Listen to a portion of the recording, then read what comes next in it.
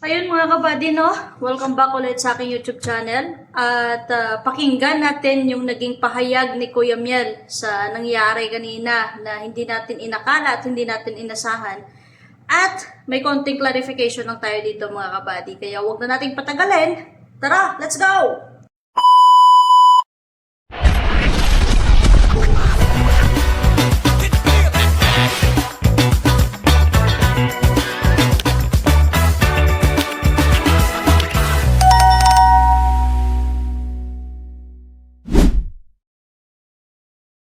So ito mga kabady, ito yung naging pahayag sa live ni Kuya Miel about sa nangyari kanina na pagkikita nila ni Dr. Love at ni si Kuya Kendred kasi nakalive pa siya ngayon.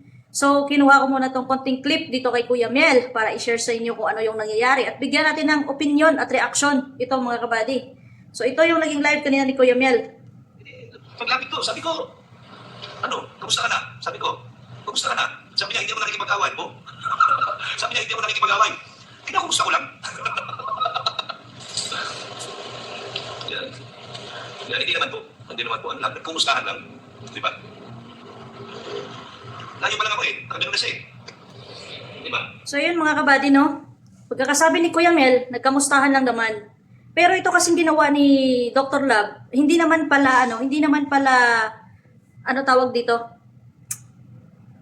Hindi naman pala intensyon ni Kuya Miel na sugurin si Dr. Love. Nagkataon lang na nagkatagpo sila sa isang lugar na kung saan may binili si Kuya Miel at nakita nga daw ni Dr. Love pakaway-kaway at nilapitan niya nga daw para kamustahin at gusto ding ipatunayan ni Kuya Miel yung mga pagyayabang ni Dr. Love sa live niya.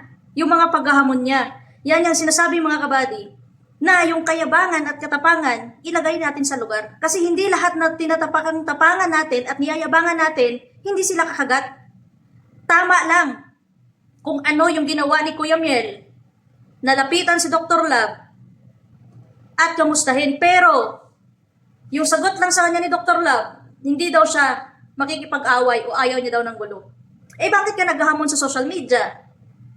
Sinisiraan mo yung tao dito sa social media na kung saan nakapublic to. Tapang-tapangan ka sa social media, yabang-yabang mo sa social media, duwag ka naman pala. So kaya, hindi sa lahat ng pagkakataon at hindi lahat ng oras, yung mga taong pinagtatapang-tapangan mo dyan at hinahamon mo, hindi mag-cross ang landas nyo, lalo na't iisang lugar lang kayo dyan. Nasa Bicol lang kayong dalawa.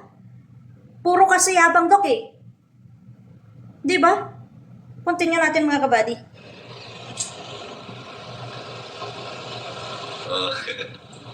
Ano na tamayo? Napapanood ko ba lang din yabang may dalawang armas?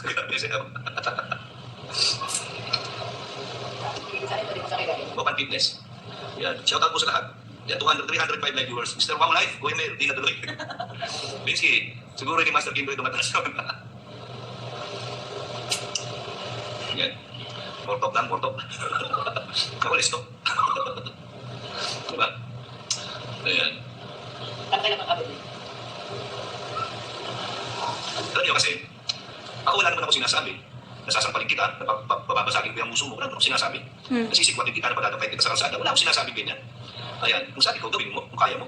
O di, sabi ko, di ba kahapon lang, sabi ko, dadating din yung tamang panahon at magkikita tayo. Eh, pabilis.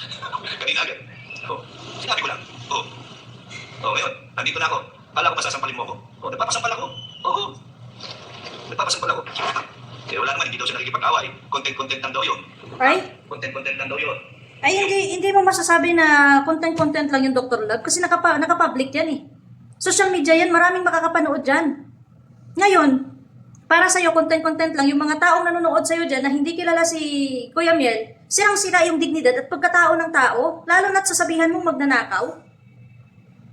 Kung sa'yo ginawa yan, ano sasabihin sa'yo? Sige nga. Ano kaya yung maramdaman mo na ginaganyan mo yung tao? Kinakaladkad mo yung pagkatao niya para siraan? May paghahamon ka pa ngayon na nagkita kayo na nag-cross yung landas nyo? Eh ngayon mga kabady, pagkakasabi ni Kuya Miel at ni Kuya Kendred, wala silang video about sa pangyayari kasi hindi naman nila intensyon eh. Diyan mo makikita kung intensyon talaga nila yon, magbe-video agad yun. Hindi pa nakababa ng sasakyan, magbe-video na agad yun bago sila nagkaharap ni Dr. Love. At kaklaruhin ko lang mga kabady no, about doon sa una kong vlog na sinabi ko about sa simbahan na si Dr. Love na nagpatayo bumabase lang din ako sa kung ano yung mga pinagmamayabang niya sa live niya. Kasi inaangkin niya na parang sa kanya yung simbahan na yan, na kung saan, nakatayo na pala yan dyan, nirenovate niya lang.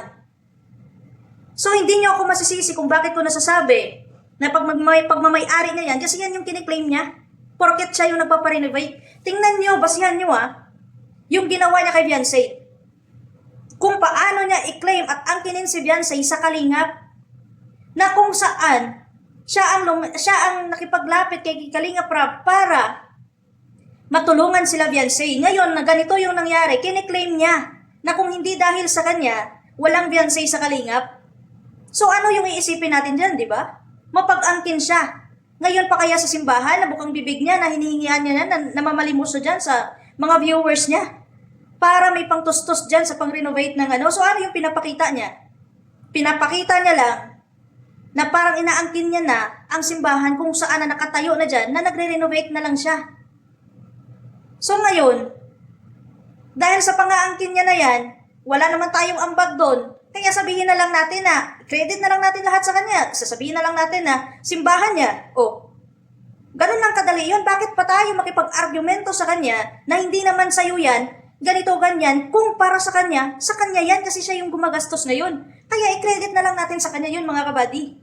Yan lang yung gusto kong paglilinaw kasi may nag-comment sa latest upload ko sa YouTube na correction lang daw, hindi daw yun kay Dr. Love at magdahan-dahan lang din daw ako sa pagbitaw ng mga salita ko sa mga nagiging opinion at reaction ko. Kasi hindi niya naman ako masisisi, mga kabady, kasi kitang-kita naman sa mga live niya, sa kanya mismo nang gagaling kung paano niya i-claim ang mga bagay na kung saan siya yung gumagastos ngayon. Na hindi niya naman pala totally pagmamay-ari yan. Kasi Beyonce nga, kiniklaim niya, inaangkin niya nga dyan sa Kalingap kaya nga sa kanya sumama si Beyonce, di ba? How much more, yan pa yung simbahan. So yan na yung clarification ko dito, mga kabady.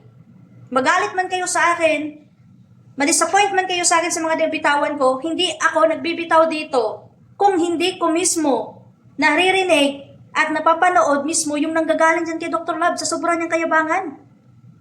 Kahit kayo siguro makapagsabi din, bakit niya kiniklaim yung simbahan na sa kanya na kung umasta, akala mo siya yung may pagmamayari, porket nagre-renovate lang pala siya dyan. Na kung saan, anytime may may-ari dyan, anytime pwede siya palisin, paano niya maklaim yan? Pero dahil nga sa kayabangan niya, bilang reactor, bilang nagbibigay ng opinion, hindi ako nakikipag-argumento sa kanya na hindi talaga sa kanya yan, kundi credit ko na talaga sa kanya. Kasi yan yung kiniklaim niya Nakuha niyo yung points ko, mga kabady? Yan kasi pinagmamayabang niya. Kaya bakit pa tayo makikipagtalo sa kanya, idiin sa kanya at ipaintindi sa kanya na hindi naman totally sa kanya yan, pinarenovate niya lang yan, kung para sa kanya, kung siya mismo ang umaasta na sa kanya, okay. Diba? Total, wala naman tayong ambag dyan. So, ganyan na lang din ako magbitaw. Sa kanya yung simbahan. Kasi yan yung pinagmamayabang niya sa social media niya Katulad nito, sa nangyari sa kanila ngayon, na kung saan nag-cross na landas nila, ang yabang niya sa live. Anong sabi niya sa mga live niya kay Kuya Miel at saka kay Kuya Kendred? Sasampalin niya yung mga tao, sasaktan niya, ganito, ganyan. Hindi makakasuntok sa kanya si Kuya Miel. Kinamusta pa lang ni Kuya Miel, umalma na. Sasabihin niya for content lang? For content pa ba tawag dyan na nasisira mo na yung dignidad ng tao? Nasisira mo na yung image ng tao sa mga tao na nakakapanood sa'yo dyan na hindi pa kilala si Kuya Miel, naniniwala agad sa'yo. Reputasyon ng tao yung sinisira mo dito para lang may content ka, para lang may mapagkitaan ka. Ngayon na pinagbibigyan ka sa pagkikita ninyo, hindi ka naman pala aalma doon sa mga tao na hinahamon mo. Continue natin, mga kabady. Yung siraan mo ang buong pagkatao ko, ang dignidad ko sa social media, content pa yan. Mag-isip kayo.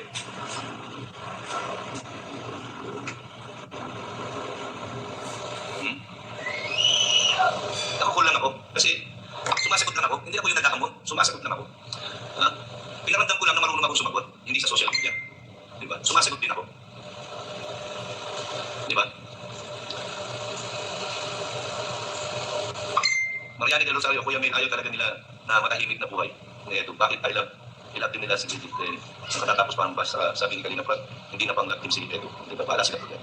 Yes, yan, content lang naman talaga. Yan. Kaya sabi ko nga, hindi ako nagko-content. Binalahura mo yung pagkatao ko, content. Siniraan mo ko sa buong mundo, content. O, diba? Automatic na yun. Ha? Lahat babalik na rin yan. Tumakbo kami, atras kami, hindi lahat ang sasabihin yun. Ha? Hindi talaga. Magsa-self-defense yan. Sasabihin, kita mo yung asawa niya, nagbe-video yung asawa niya, kitang-kita, di ba? Nagbe-video yung asawa niya eh. Yung papalabasin dyan, kayo yung umatake sa kanila.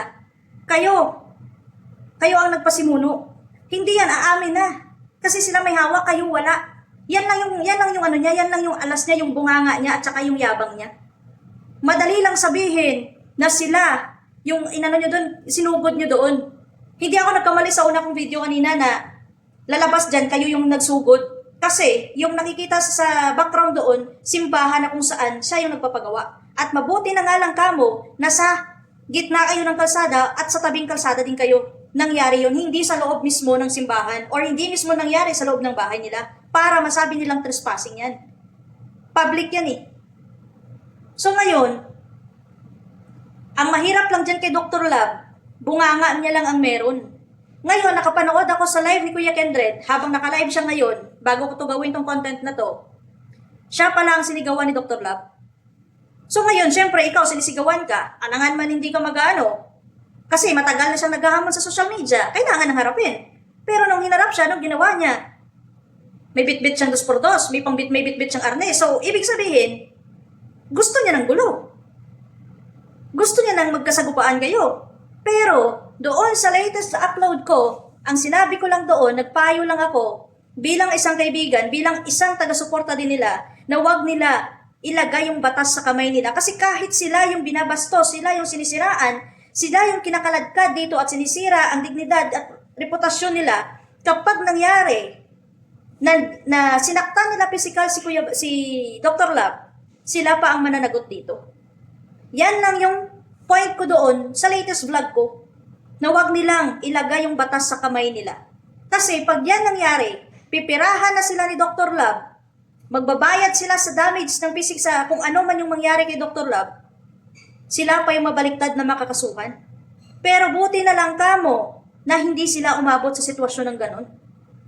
Kitang-kita naman si Kuya Miel na wala siyang hawak kung ano man na makapanakit kay Dr. Lab. Di ba mga kabady? So tayo mismo makakapag-isip na duwag talaga si Dr. Lab. Bunganga lang meron sa kanya. Kaya continue natin itong mga kabady. Bakit sila nakahinto? Kasi bumili pa ako ng dilis eh. Kami nila Maria. Sabi ko, bakit sila huminto? Tapos nung paghinto ko, nakita ko siya. Nakita ko. Hindi ako nakatiis. Ayaw na ako pababahin ng mga kasama ko. Huwag ka na bumaba, Kuya Mel, dito ka na lang. Hindi ako nakatiis, bumaba ako. Kasi gusto kong patunayan. Yung mga sinasabi niya sa live niya, nasasampalin kita ng ano, ng cellphone, patukan kita dyan. Nasaan? Kung pagpunta ko, hindi ako nakikipag-away. Kinakaway pa ako ganyan, plastikan. Kinakaway pa ako. Tapos paglapit ko, hindi ako nakikipag-away. Tapos yung pamay niya. Tatanong ko lang naman, nandito na ako, sampalin mo na ako. Nandito na ako sa harapan mo. Yan lang naman ang sinabi ko. Wala ko ibang sinabi. Yan lang ang sinabi ko. Nandito na ako, sampalin mo na ako ngayon. Oh, hindi ako masamang tao, nagpapasampal pa nga ako eh. At hindi rin ako naging matapang. Pumarap na ako sa hamon. Diba? Ibig sabihin yan, nagpakalalaki lang si Kuya Miel. Kasi siya yung hinamon eh. Hindi naman siya lalapitan ni Kuya Miel para kamustahin at intention na sugurin talaga.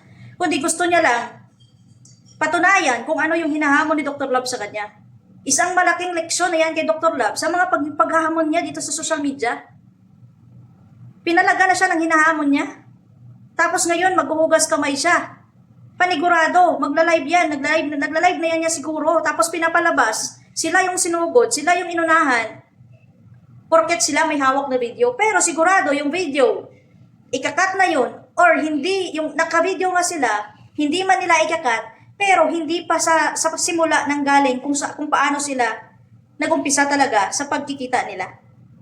Ganyan eh, yan yung mga gawain ng mga tao na gusto lang magmayabang, tapang-tapangan lang sa social media. Kaya nga mga kabady, yan yung sinasabi na yung tapang at yabang ilagay sa lugar. Alamin ang limitasyon kasi hindi lahat ng mga hinahamon at pinagmamayabangan mo. Kayang-kaya ka eh. Tingnan mo ngayon yung nangyari sa Dr. Lab. Tapos napanood ko kanina sa live ni Kuya Mel, may mga nagko-comments doon na sinugod daw kasalanan daw nila dahil sinugod si Dr. Lab, wala na daw silang respeto sa simbahan, ganito, ganyan. Although hindi naman sa simbahan mismo nangyari yun. Nandun sa kalsada. Masasabi nyo yan na walang respeto nasa sa simbahan sila kung mismo doon sila sa loob ng simbahan nagkaharap. Pero hindi, nasa kalsada. At bago ninyo sabihan si Kuya Miel at si Kuya Kendred na walang respeto sa simbahan, bakit si Dr. Love nyo ba may respeto sa kapwa niya?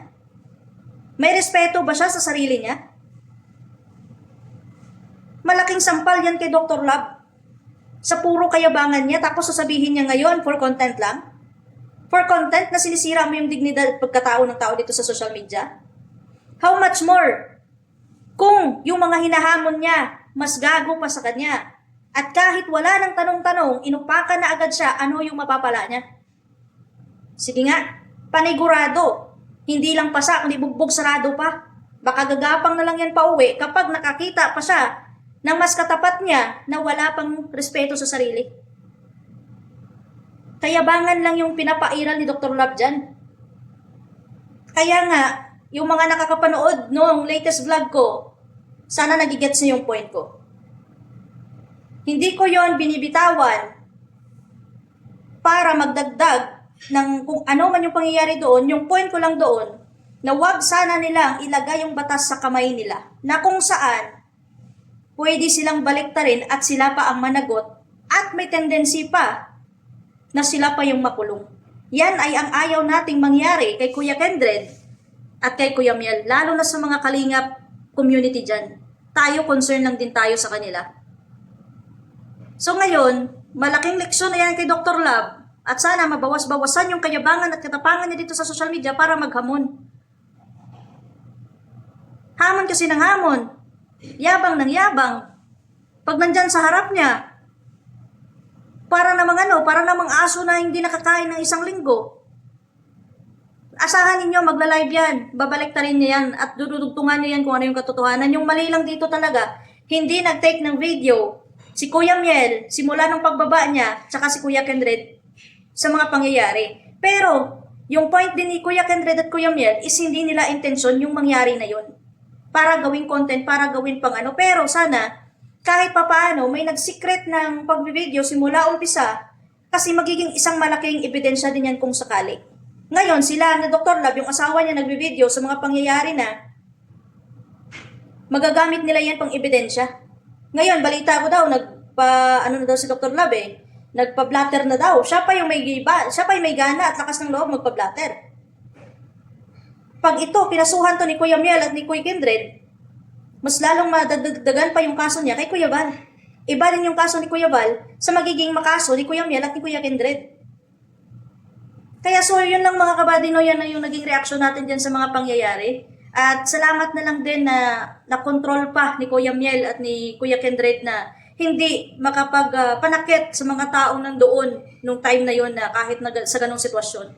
Kasi kung hindi ka nakapag-isip-isipan ng ganon, babanatan mo na lang yan. Bahala na kung sino mauna sa atin. Basta ako, makapalabas ako ng sama ng loob ko eh. Lalo na't ilang beses na sila hinahamon sa social media. Pero yan lang yung tangi kong masasabi talaga na kahit anong galit mo, anong-ano mo sa tao, lalo na kay Dr. Love, wag na wag mong ilagay yung batas sa kamay mo. Kasi pwede kang baliktarin dyan. At yun nga, clarification ko ulit at uulitin ko yung about doon sa simbahan na sinabi ko na pagmamayari ni Dr. Love. Kasi yan naman yung kiniklaim niya sa live niya. Yan naman yung pinagmamayabang niya. May pinapatayo siyang simbahan, may pinapagawa siyang simbahan, na which is renovation lang pala, hindi niya naman pala matatawag na sa kanya. So hindi din ako makapagbitaw ng ganong salita mga kabady kung hindi din mismo nanggagaling yan kay Dr. Love at hindi niya yan nililimos dito sa social media at para ipakita na parang sa kanya na talaga. So yun lang mga kabady yung ating reaction. Sana malinaw sa inyo kung ano man yung pinupunto ko dito.